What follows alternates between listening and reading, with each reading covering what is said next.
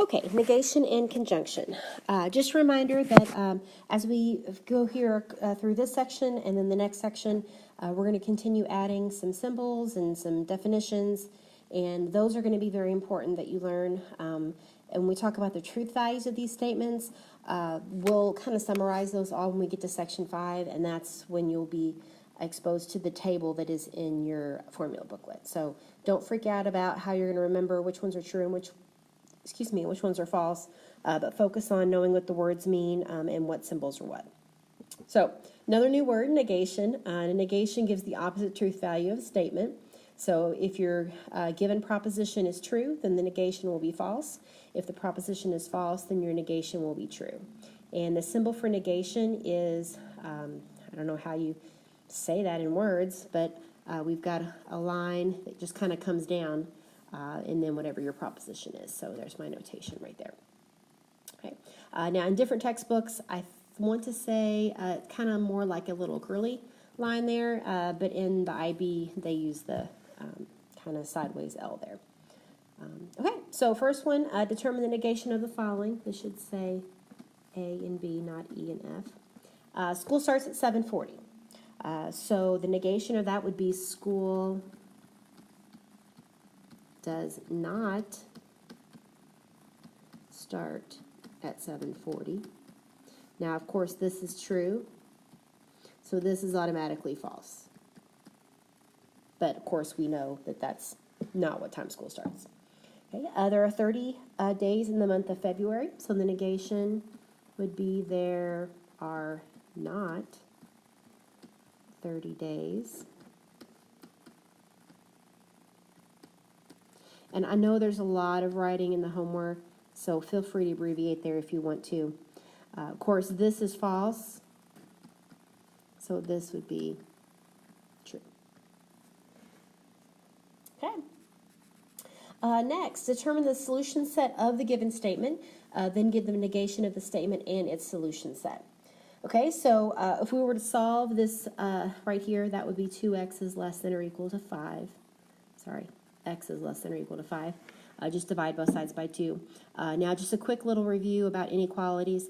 The inequality sign is going to stay the direction that it is unless you multiply or divide by a negative, which of course we did not. So just X is less than or equal to 5. Now I did talk to someone about math studies and how they want you to give your answers in the solution set. And I was told that giving it as an inequality is the most popular. So in this case, X is a member of all real numbers such that X is less than or equal to 5. Now, if you want to do this in bracket notation, interval notation, I'm trying to think of the proper word for it. We're going 5 and lower. 5 is definitely included in that. So that would be negative infinity to 5. Bracket on the 5 because that's included. Parenthesis on the negative infinity because you can't actually get to infinity. So both of those would be true statements. You could give it either way. Now the negation of the statement, going back up here to what was given to me, is going to be the opposite. So the opposite of 2x is less than or equal to 10 would be 2x is greater than 10. The negation and the original statement should take care of all possibilities. So something is either true or false. There's not an in-between.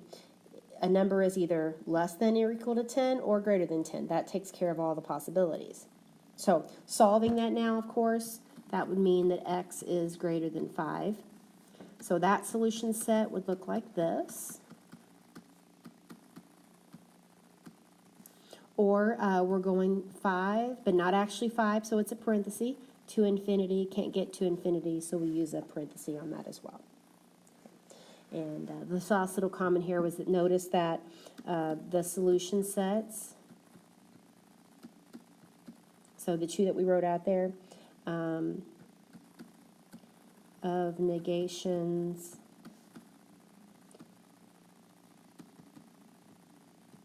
are complements, which mean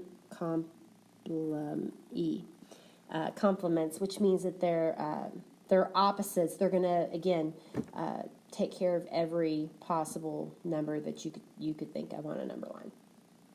Okay. Okay, so the last word here is conjunction. And a conjunction is formed by combining two propositions with the word and. A conjunction is only true when both P and Q, which are called the conjuncts, are true. In symbolic form, the conjunction of P and Q is denoted as P and then housetop Q. I don't know how you say that in words, but that does mean a conjunction. Sorry, not conjugation, conjunction. Okay, so we want to translate P conjunction Q to R into words and then give its truth value. So we've got another symbol there from before. And again, it's a lot of symbols to keep track of. I have to go back and look them up right now too. So of course the housetop there, that's our new one, conjunction.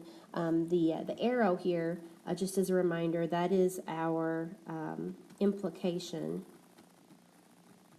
That was from the last section, and that means if, then. Okay. So our P statement is the temperature is in the 90s, our Q is it is sunny, and our R is we are going swimming. So into words then here, the implication, the conjunction is using the word and. So we would say if. Now, it's an if because this part is coming before the arrow, okay, that whole P conjunction Q. So there's going to be an if in front of that. So if the temperature is in the 90s, okay, and then here comes our conjunction, and it is sunny. Okay, and then to finish out that arrow, then we are going swimming. Now, of course, they could put a negation in there as well. So if they wrote something like, here's our conjunction, here's our implication, and they did this, then we would have the exact same sentence, except at the end we would say, then we are not going swimming. Okay? Which doesn't really make sense, but if that's what they tell you to write, then you write it. Okay, so to kind of sum this up, and like I said, this is going to be something that will be easier later on. It tells us here in our directions that we've got P is a true statement and Q is a false statement. And we want to find the truth value of each statement. So looking up above in our definition here, it says that a conjunction is formed, blah, blah, blah. It's only true when both P and Q are true. So for number one, we've got P conjunction Q, but that's only going to be true when they're both true. Well, one's true and one's false. So this is going to be, we've got a true and we've got a false, so that's going to be a false. Okay. Now, using that same idea, we've got not P conjunction not Q. Well, that's going to be a not P is going to be a false, and a not Q is going to be a true, so that's also going to be a false. Okay, well, we've got a P, which is true, and a not Q, which would be true, because Q is normally false, so that's going to be true. Now, as we get down to 4 here, 4 is our if and only if. Just a reminder with our if and only if, that is going to be true only if P is Q, then Q is true. And essentially, if one proposition is true and the other is false, then it'll be a false statement. When they're different, hold on, looking back through what we've done before. If P is true, Q is true, and if P is false, then Q must also be false. So let's kind of work this out in true and false, and then we'll go back and circle back here. So P and the equivalence, if and only if, P if and only if Q. So my P is true, and the Q is false. So in that case, they're different truth values, so that's going to automatically be false. Okay, and then the last one, similar kind of statement here, but we've got true and then not Q, so that's going to be true. So if one's true, the other one automatically has to be true, so that's a true statement. Okay, and like I said, we'll practice those more later on and look at a summary table of those as well in our formula booklet. Again, I only have so many examples here. Let me know if what you're seeing in the book is not matching. I think you're doing all of these.